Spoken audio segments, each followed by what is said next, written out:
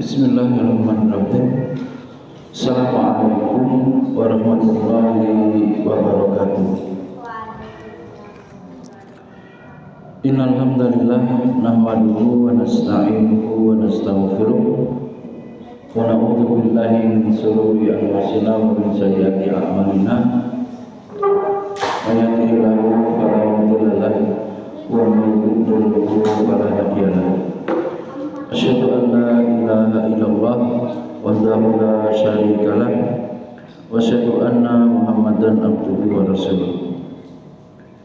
Wallahu ta'ala wa ta'ala billahi minasyaitonir rajim. Bismillahirrahmanirrahim.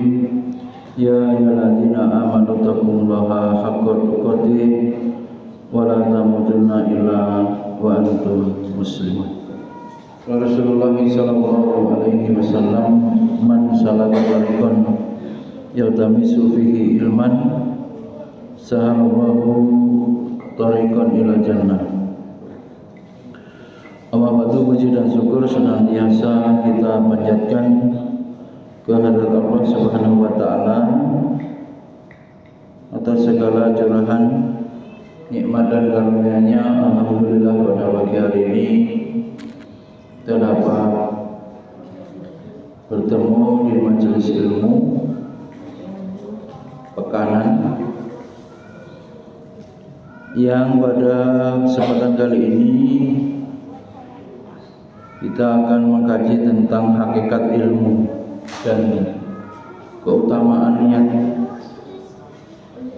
Darinya apa? Hakikat ilmu dan keutamaan niat.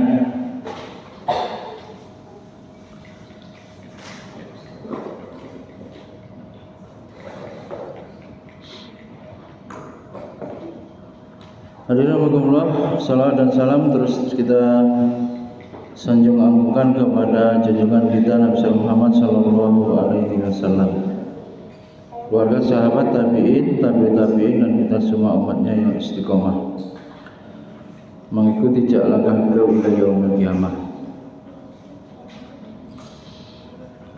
Para santri, pentingnya akhlak ya. Bagi seorang santri itu ya buah ya, banyak pohon buah itu. Ada rambutan, ada mangga. Untuk apa ditanam kalau tidak berbuah? Cuman daunnya ya, akhirnya jadi sampah nanti. Capek ngurusnya, nggak ada hasilnya. Maka santri ya penting sekali memiliki akhlak mulia. Santri sangat ya penting bagi dirinya memiliki akhlak mulia. Maka bagi para santri akhlak lebih tinggi derajatnya daripada ilmu. Akhlak lebih tinggi derajatnya daripada ilmu. Sedikitnya sopan santun lebih berharga daripada banyaknya ilmu. Maknanya ya karena buahnya ilmu itu akhlak. Jadi orang yang sudah punya akhlak mulia, bagus, sopan santun, meskipun sedikit lebih baik. Ya karena ibaratnya pohon itu ada buahnya walau sedikit daripada rimbun daunnya saja, subur, hijau. Daun, ya untuk apa daun? Tidak ada buahnya sama sekali. Maka walaupun sedikit, punya adab, sopan santun itu lebih baik daripada banyaknya ilmu. Yang parah itu sudahlah ilmu nggak punya, akhlak nggak punya. Jahil plus su'ul adab udah lengkap. Ya, cilaka itu ya. Apa yang mau dibanggakan gitu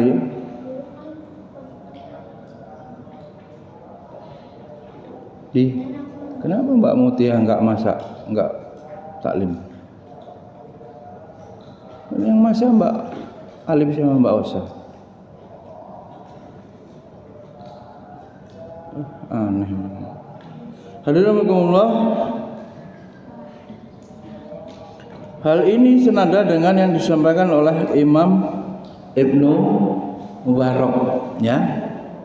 Kita lebih butuh adab meskipun sedikit dibandingkan ilmu. Nahnu ila qalili minal adab huju minna ila kasirim minal ilmi. Jadi seorang guru, ya, atau masyarakat pada umumnya akan senang atau lebih memilih anak-anak yang sopan, yang beradab. Meskipun kurang pinter bisa jadi, ya, meskipun ilmunya nggak banyak, tapi itu lebih dicintai, ya, lebih disukai pada umumnya masyarakat seperti itu. Nahnu ila qalilim minal adab ahuju minna ila kasirim minal ilmi. Itu tadi perkataan siapa, Din? Imam Ibnu Al-Mubarak, Ibnu Mubarak. Nahnu ila qalilim minal adab ahuju minna ila kasirim minal ilmi.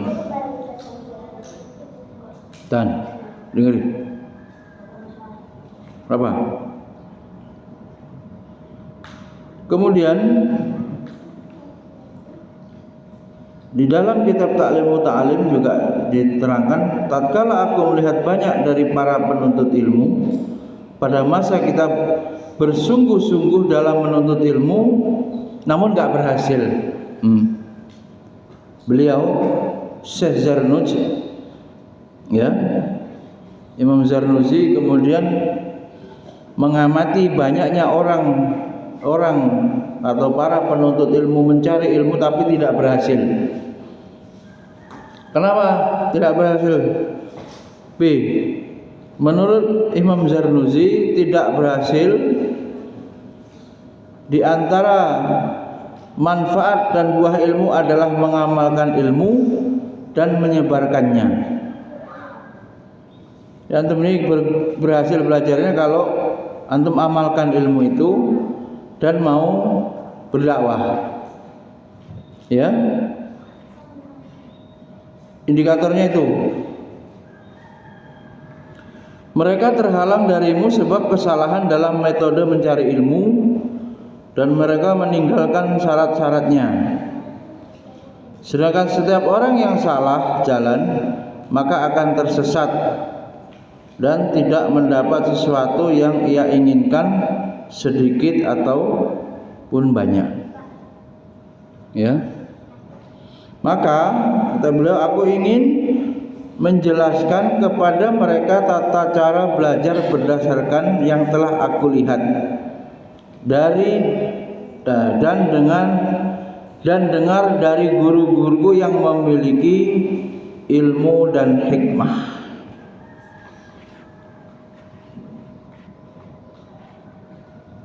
Ini pengantarnya, ya. Beliau ingin menjelaskan karena banyak yang belajar tidak berhasil. Dalam pasal ini Imam Zarnuji membicarakan perihal kewajiban menuntut ilmu, ya, kewajiban menuntut ilmu, dan tidak semua ilmu harus dipelajari ini, tidak semua ilmu harus dipelajari, ada prioritas. Karena yang wajib bagi mereka adalah ilmul hal. Yang wajib apa? Ilmul hal. Apa itu? Ilmu iman, akidah, ilmu ibadah, sholat, zakat, rukun Islam, dan tazkiyatun nafs, ya, termasuk menyelamatkan amal.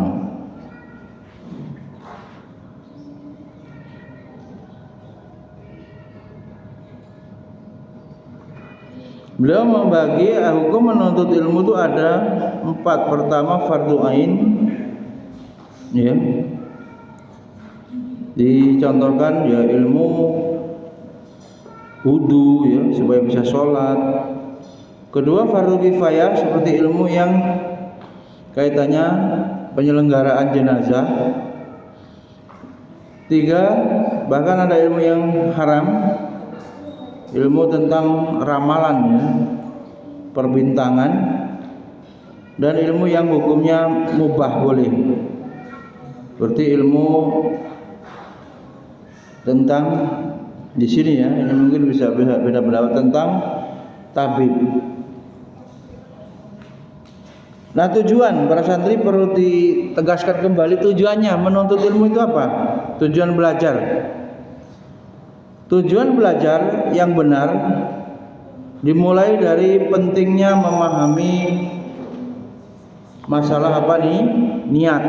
Niat dalam menuntut ilmu. Niat dalam menuntut ilmu.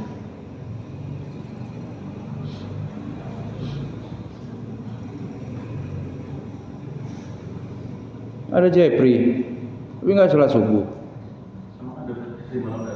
Nggak bener, gedor aturan. Ngapa di sini?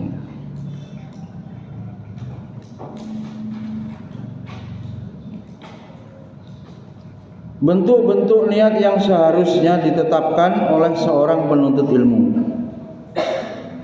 Bahaya kesalahan dalam berniat ketika menuntut ilmu. Yang keempat, memotivasi diri dan meluruskan niat dalam menuntut ilmu. Mengapa penuntut ilmu harus memiliki niat yang benar?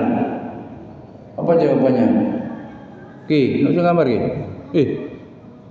Kamu ini ngacak aja hidupnya. Kenapa harus penuntut ilmu memiliki niat yang benar? Jawabannya apa? Seluruh perbuatannya tergantung di niat. Niat mondok kepaksa ini mau dapat itu, Rik. Apa dapat ilmu? Ya hilang walaupun dapat. Ngelawan guru apalagi. Buang-buang umur. Innamal a'malu binniyat ini sudah sering dibahas hadisnya. Wa innamal likulli imri'in ma nawa. Lah hakikatnya niat itu apa? Niat ini maksud melakukan sesuatu, motif ya, dalam bahasa psikologinya motif, dorongan. Berasal dari diri seseorang untuk melakukan sesuatu, ya, melakukan sesuatu karena apa? Antara iman, keyakinan dan niat, ini ya, disinkronkan ini. Iman, keyakinan, niat tidak akan dapat dipisahkan. Iya. Niatnya itu hubungannya dengan imannya. Kalau imannya kuat, benar, niatnya ikhlas, ridho Allah. Lelah-lelahnya itu lillah gitu istilahnya. Tapi kalau imannya lemah, dunia terganggu, motivasinya mengerjakan sesuatu pujian manusia, motivasinya mengerjakan sesuatu materi, bukan keridhaan Allah, bukan mengharap wajah Allah. Coba ini. Maka kita jumpai orang yang ikhlas, ya orang yang imannya tinggi. Orang yang benar dalam belajar ya karena memiliki iman yang tinggi. Maka penguatan supaya benar pelajaran-pelajaran lainnya berarti apa? Pondasi imannya harus selalu dikuatkan. Enggak cukup pelajaran akidah yang ada itu. Di pelajaran yang terjadwal itu kurang. Maka perlu ada taklim sehingga pondasinya semakin kokoh.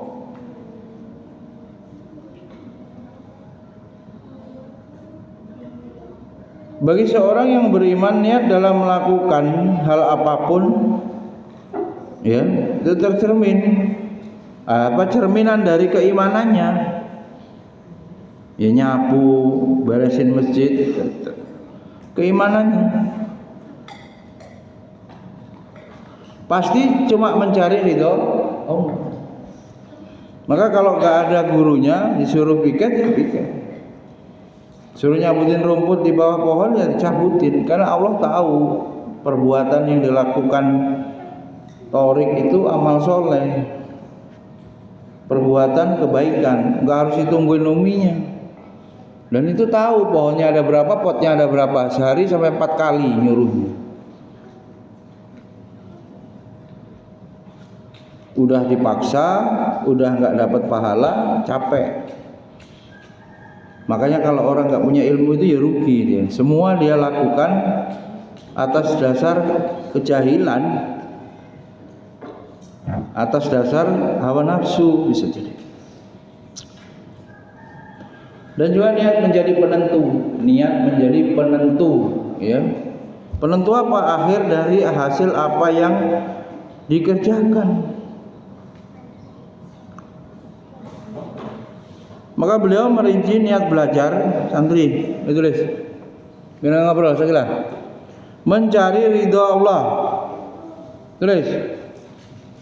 Biasaan taklim kupingnya aja ngobrol perempuan. Biasain Bapak Bu. Kayak udah hafal aja. Menghilangkan kebodohan dirinya dan orang lain. Pertama apa? Mencari ridho Allah.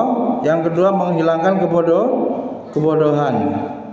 Yang ketiga hifzuddin, menjaga agama. Orang menuntut ilmu untuk menjaga agama ini supaya hidup.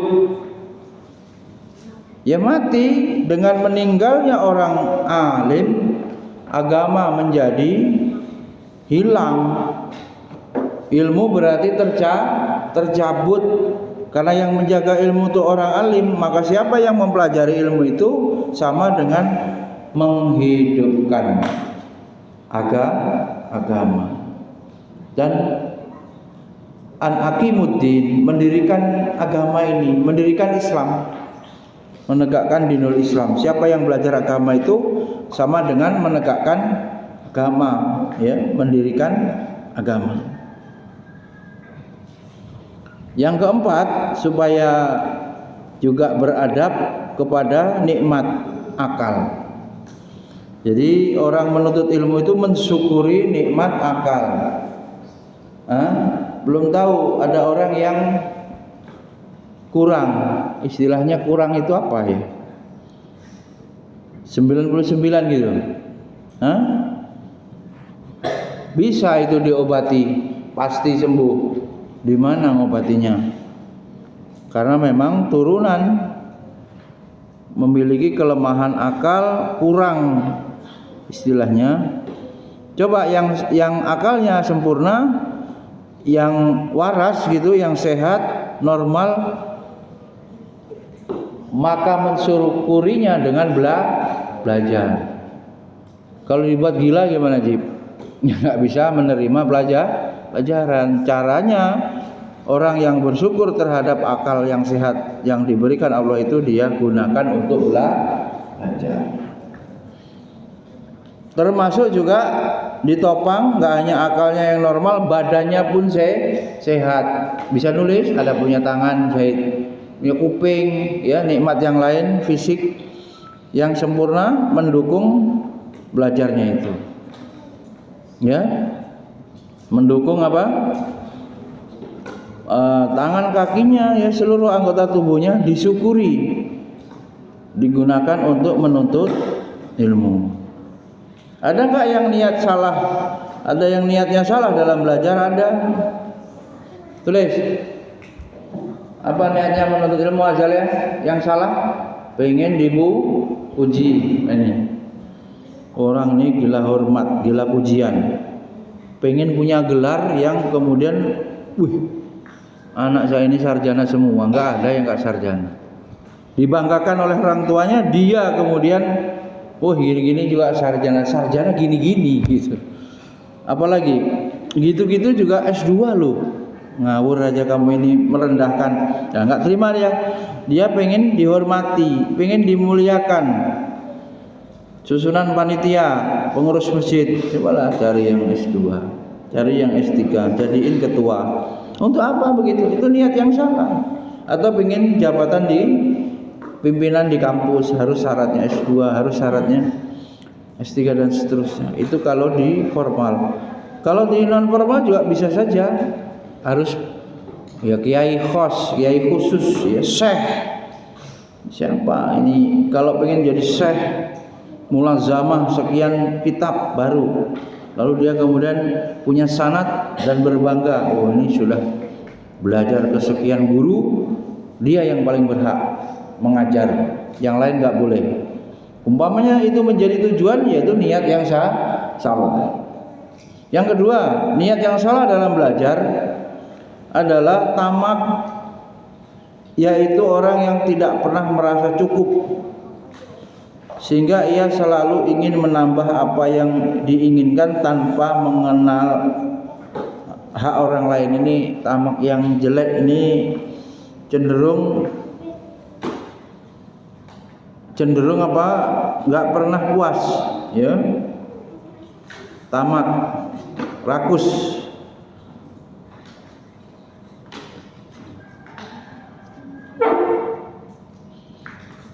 Dan mengambil hak orang lain, ini poinnya zalim ya. Pada akhirnya dia nggak peduli ya.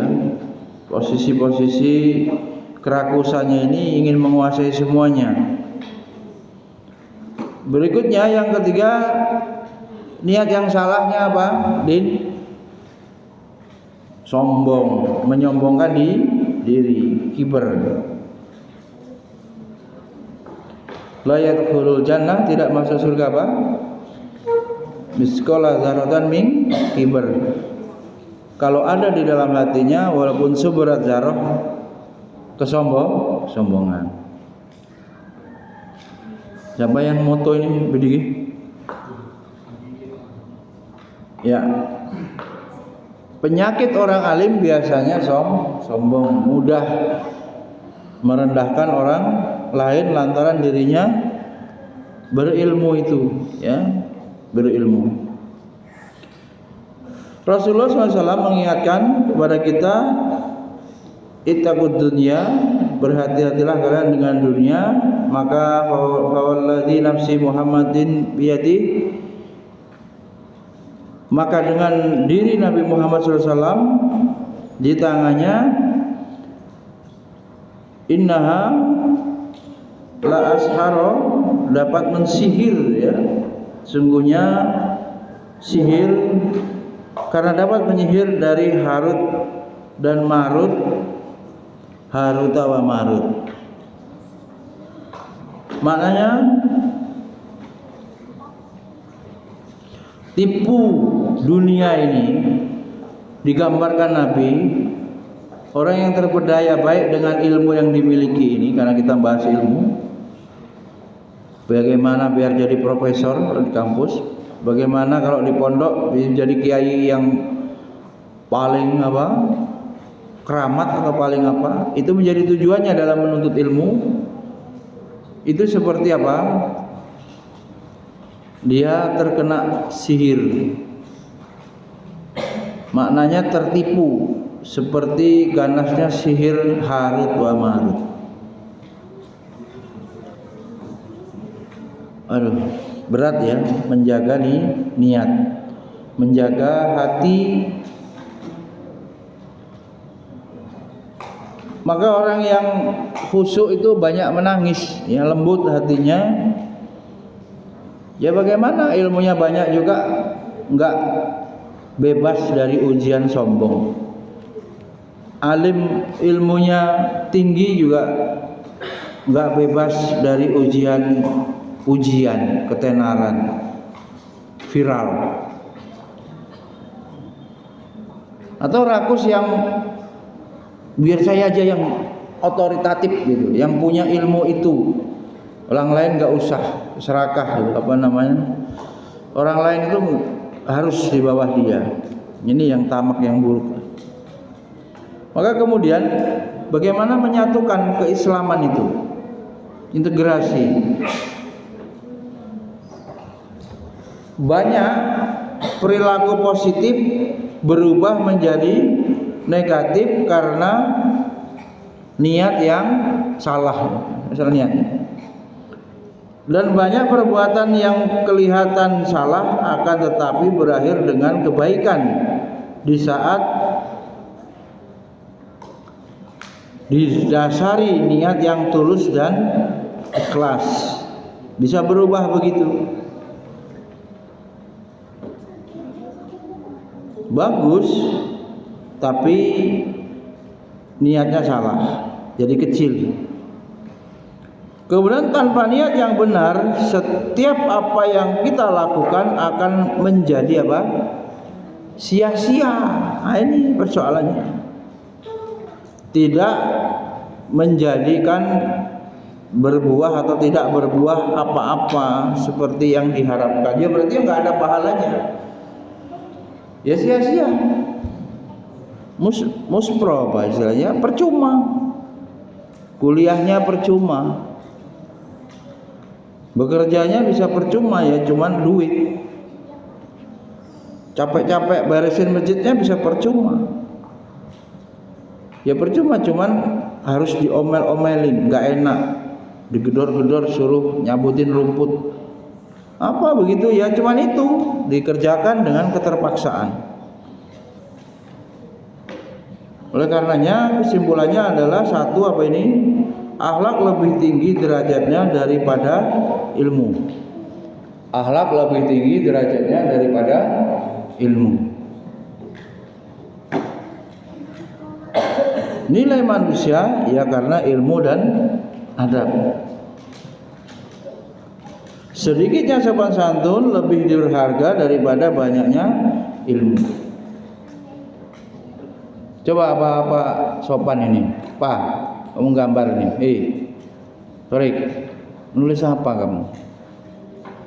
Apa yang kamu tulis itu? Gambar itu. Din, coba, ini sudah terbukti kamu nggak beradab tuh. Yang disuruh nulis nggak ditulis, malah dialihkan gambar. Apa mungkin ilmu bisa masuk? Itu pertama. Yang kedua, Imam Zarnuj ya menegaskan kembali bahwa kewajiban menuntut ilmu dan tidak semua ilmu harus dipelajari. Ya milih ya. Milih ini kalau belum tuntas ilmu fardu ain, maka harus selesaikan ilmu yang fardu ain. Ilmu hal sebagai seorang guru ya sesuaikan gitu. Di grup banyak ini kurikulum berubah, ya pelajari apa itu kurikulum merdeka. Semuanya kemudian menuntut menjadi wajib sesuai dengan profesi. Menjadi wajib menyesuaikan dengan apa? Profesinya. Ilmu hal itu begitu, tidak terpaku. Yang bertani ya wajib mempelajari bagaimana hukum-hukum seputar pertanian yang benar, urusan tanah ya, bagaimana menjual belinya pertanian itu, apa yang nggak boleh itu, jual beli ijon apa yang kemudian bisa bahaya, menipu. Kadang orang menjual singkongnya dengan tanahnya jadi dikasih tanah di mobil itu. Kemudian yang berdagang juga hukum-hukumnya tahu ya, semuanya berubah. Yang wajib ini sesuai dengan profesi, itulah ilmu hal. Nah yang guru ya tetap mengajar mata pelajaran bukan jurusan kuliahnya, ya pelajari. Bukan jurusan bidang studinya, ya pelajari. Sanggup jalankan dengan penuh dedikasi, serius mempelajarinya, memberikan yang terbaik. Enggak sanggup, kembalikan amanah. Berarti banyak ilmu hal itu menyesuaikan dengan masing-masing orang, masing-masing pribadi. Kemudian yang ketiga, mempelajari ilmu harus apa ini? Meniatkan untuk mencapai keridhaan Allah. Wah, ini susah ya. Kebaikan abadi di akhirat. Kebaikan yang abadi di akhirat. Agar supaya kita bisa bermanfaat bagi diri sendiri, orang lain, dan agama Islam. Tuh. Anakmu yang doktor, yang master, yang sarjana itu belum ada perhitungannya di hadapan Allah kalau tidak memberikan manfaat untuk agama, manfaat untuk sosial kemanusiaan masyarakat. Ya, belum, ukurannya manfaat. Dan lembaga yang berhasil itu alumninya mau terbukti kiprahnya dalam memperjuangkan Islam, entah dalam bentuk apa, non formal, formal, boleh saja ya, aktif dia berdakwah non formal dari masjid ke masjid ya, risma apa, halakoh, atau dia mendirikan lembaga formal, atau bidang literasi, mungkin dia menulis, apa sajalah. Yang penting itu berguna bagi perkembangan keberlangsungan dakwah. Ya kalau lembaganya cuman bagaimana untung, setelah itu bisa longgar keuangannya, bisa liburan ke Jogja, family gathering. Ya kalau gurunya nggak bayar kan lembaganya meminta dari iuran santri yang banyak itu, kemudian untuk menanggung gurunya dan pengurus yayasannya kalau yayasannya ikut. Ya begitulah. Setelah itu mulai lagi masuk. Akhirnya cuma begitu kalau lembaganya tidak punya sumber lain ya. Kalau punya sumber lain, punya kebun karet, sawit, mungkin bisa diambilkan dari sumber itu, tidak dari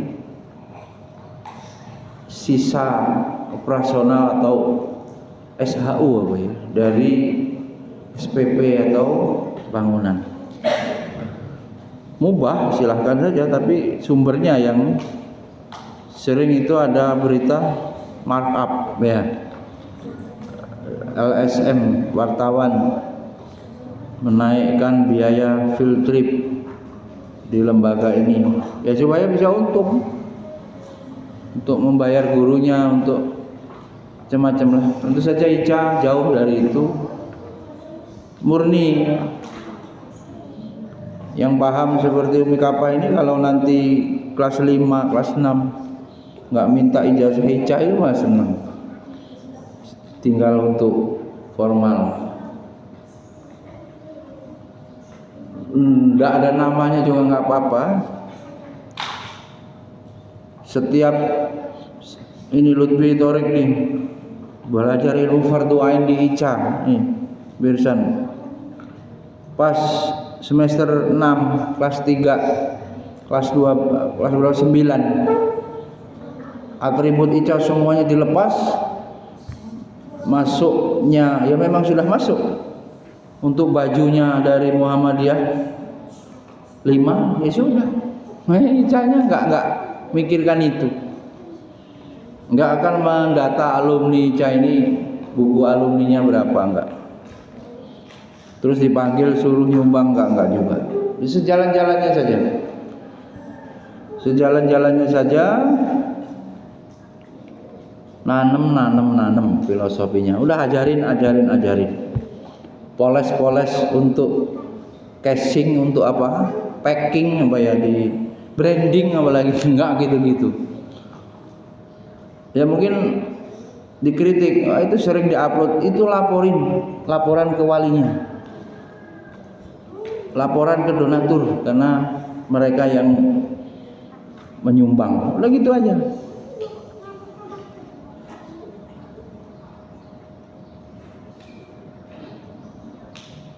Alhamdulillah berat ya menjadi istiqomah ya di dalam kebenaran, bahkan seperti melawan arus mainstream ya, orang yang umumnya ya. Umumnya orang begitu, kita enggak. Kita cukupkan bagaimana keridhaan Allah menjadi tujuan. Ditambahkan ada beberapa nasihat ulama yang khusus ya, mendalami pensucian jiwa. Santri catat ada 6 wasiat ya. Yang pertama kaitannya kesuksesan belajar, man aksara naum, barang siapa yang banyak tidur, dingin nih, udah tidur nih, barang siapa banyak tidur maka tidak diharap hatinya lembut.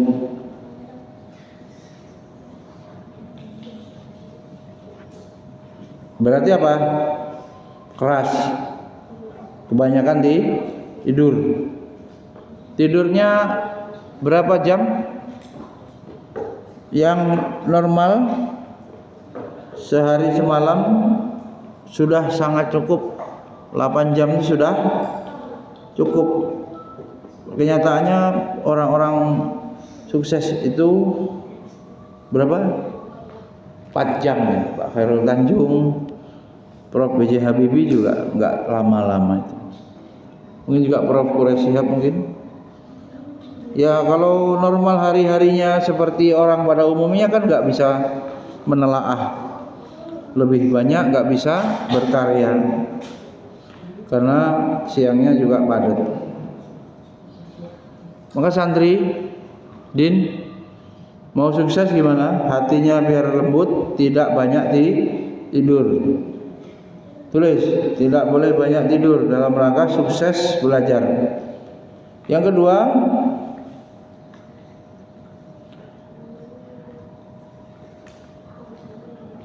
barang siapa yang banyak makan,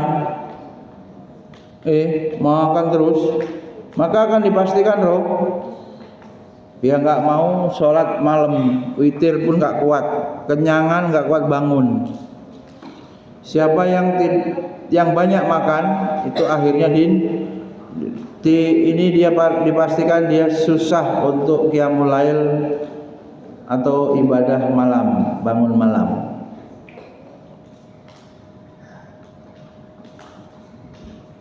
Sudah Sultan, 2 apa? Banyak makan, nggak bisa tahajud, sholat malam susah ya lagi.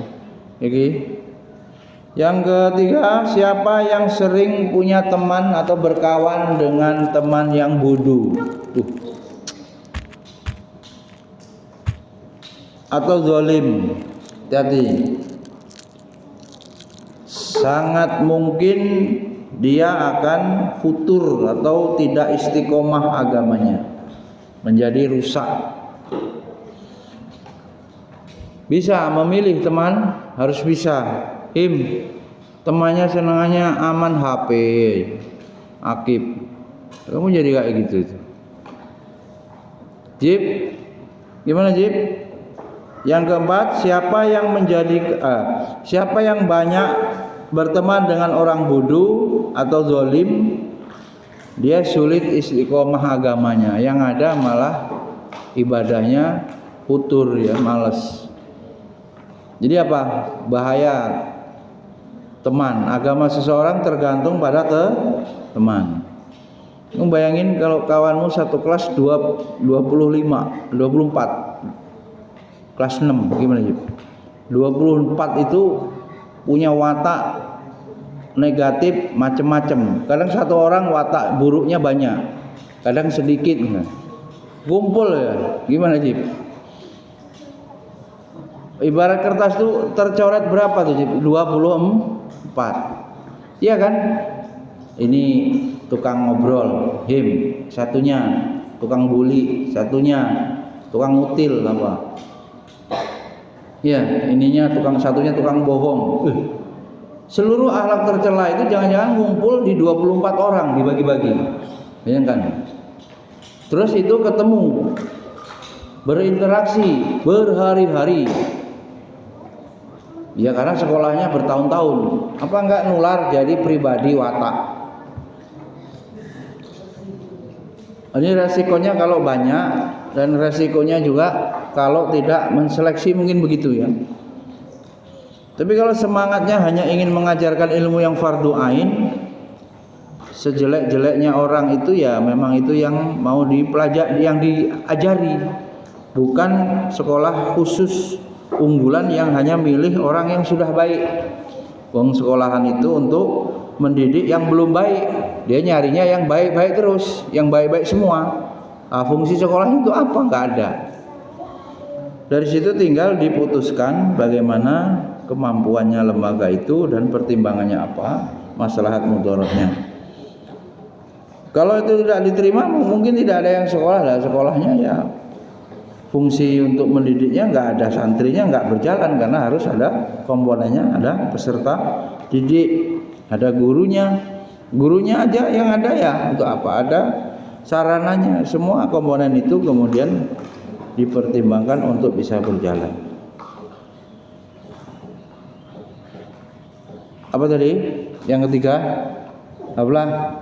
Siapa yang banyak berteman dengan orang bodoh, jadinya apa? Imannya menurun, ibadahnya menurun, istiqomahnya luntur, agamanya lama-lama hilang, imannya turun. Yang keempat, barang siapa yang menjadikan ghibah, bohong, bohongin HP terus, bohongin duit pi, nggak pernah ngaku siapa yang mulutnya itu ghibah dan dusta sebagai kebiasaan, udah memang susah omongannya mau dipercaya, ngeri itu. Dia akan mati tidak membawa iman. Nggak ada iman itu bisa hilang lantaran dia tukang bohong. Dan itu pasti hidupnya nggak tenang kan, akan apa, terhantui dengan kebohongannya itu, takut ketahuan kedustaannya itu.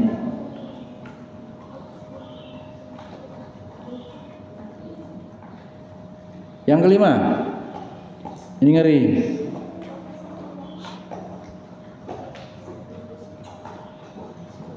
Ada perkataan hikmah ya.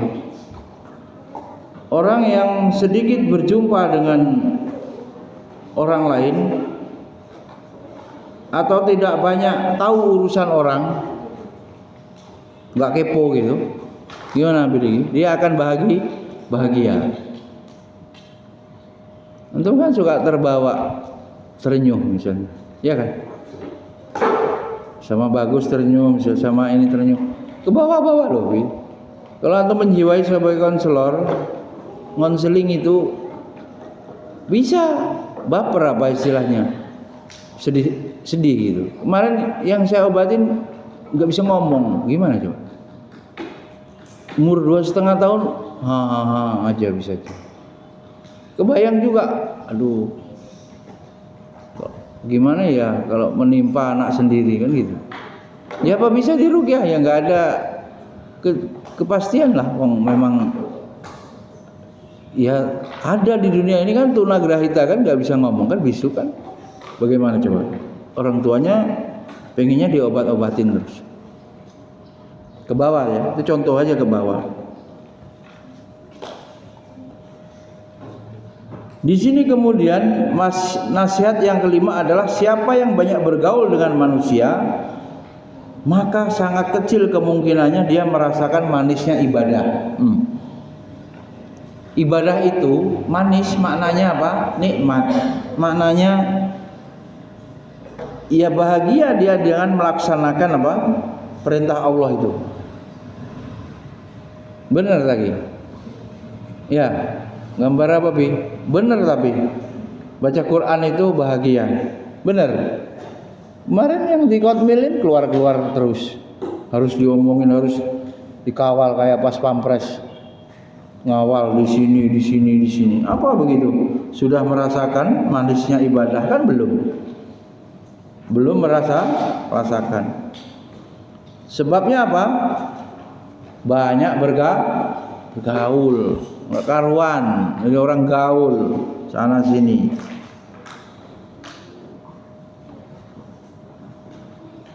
Kebayang nggak nanti video kehidupan itu akan diputar dan berapa orang yang kita jumpai, peluangnya apa di situ, berinteraksi itu akan kita memengaruhi dia atau dia memengaruhi kita.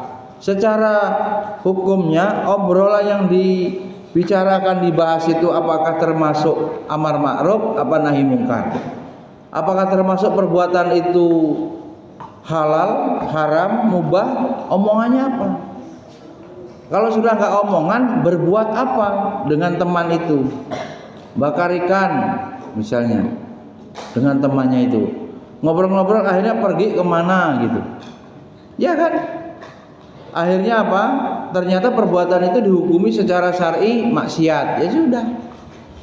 Saat itu waktunya diisi dengan dosa. Tuh. Maka gimana itu?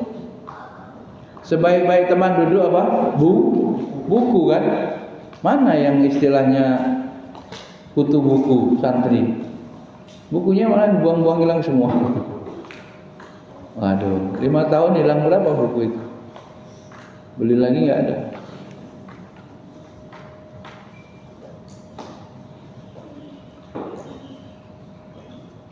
Bahagia dengan taat, bahagia dengan ibadah bisa dirasakan kalau tidak banyak bergaul dengan kebanyakan manusia.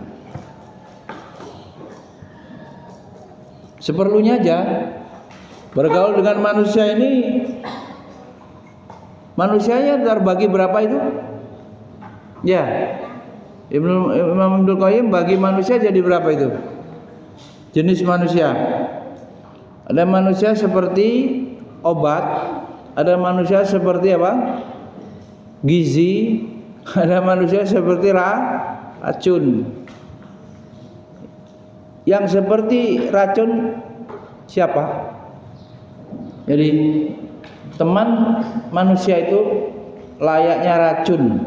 Siapa itu? Mes. Teman tapi racun, Mes. Yang ngajak dosa. Yang ngajak apa, Mes? Ribut, ngajak buat maksiat. Kalau ada teman begitu, ya berarti teman itu seperti racun. Ngobrol aja pas taklim.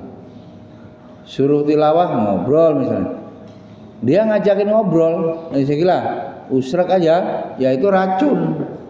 Teman tapi jadi racun. Yang kedua, teman seperti obat. Siapa ini? Inilah urusan dunia. Siapa punya teman bisnis ya?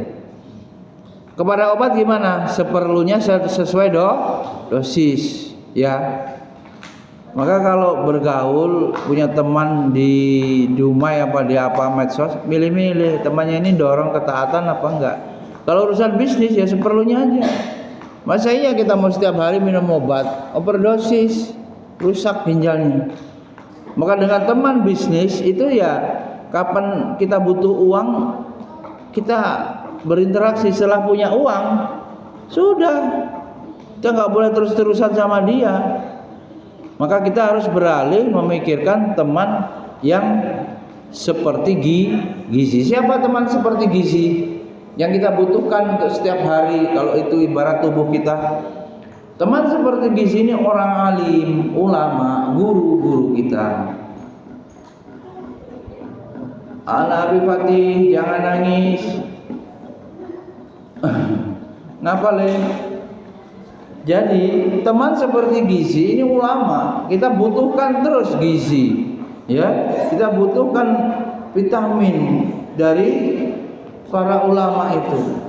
Maka tidak boleh kita hidup ini jauh dari ulama, jauh dari guru.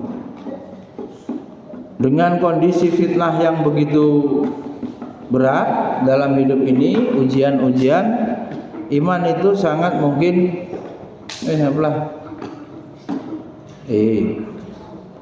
iman itu sangat mungkin tergerus, ya.